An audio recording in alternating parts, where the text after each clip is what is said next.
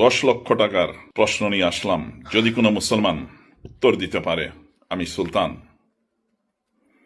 ইসলাম ধর্ম গ্রহণ করব, আমি ইসলাম ধর্ম গ্রহণ করব এবং ফেসবুকে চিৎকার করে বলবো যে সত্যের ধর্ম হলো ইসলাম।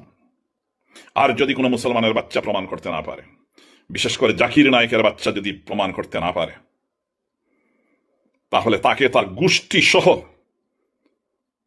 প্রকাশ্যে দিবালোকে প্রভু যিশুকে তার ইমানদাতা নাজাদ্দাতা ঈশ্বর রূপে গ্রহণ করতে হবে। আছে কোনো মাইকেল আল সুলতানের এই চ্যালেঞ্জ গ্রহণ করতে? মোহাম্মদ কোথায় বলেছে, কোন কিতাবে বলেছে, কোরআনের কত নম্বর সূরাতে কত নম্বর আয়াতে সে বলেছে যে নামাজ রোজা কায়েম করো, আমাকে অনুসরণ করো, আমি যে আল্লাহ তোমাকে দিয়েছি তাকে তুমি ফলো করো, আমার এই কোরআন অনুসরণ করো, আমি তোমাকে ভেস্তে নিয়ে যাব? দেখাতে পারবেন? কোটি কোটি মুসলমান যে ওই নরাধম আরবের এক নরপিশাচকে আপনারা ফলো করছেন, আপনাদের লজ্জা করা উচিত। সে নিজেও গেছে, আপনারাও দুজকে যাওয়ার জন্য প্রস্তুত হয়েছেন। প্রথম কথা হচ্ছে, সে একটা খ্রিস্টান।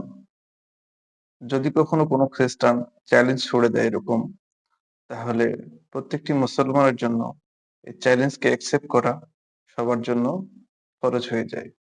তো আমি আমার জায়গা থেকে এটাকে, তার চ্যালেঞ্জটাকে গ্রহণ করা, আমি অ্যাকসেপ্ট করা, এটা আমি দায়িত্ব মনে করে নিয়েছি। সেই জন্য আমি এই বিষয়টা ভিডিও করছি।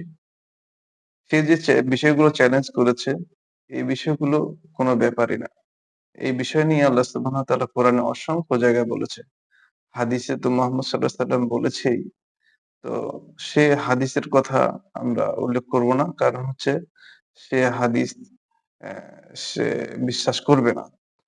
যেহেতু কোরআনের কথা সে বলেছে, যে কোরআনে কত জায়গায় বলেছে যে নবী অ্যা বলেছে যে আমাকে অনুসরণ করো, আমি তোমাদের পথ দেখাবো। নামাজ রোজার কথা কত জায়গায় বলা হয়েছে। হ্যাঁ?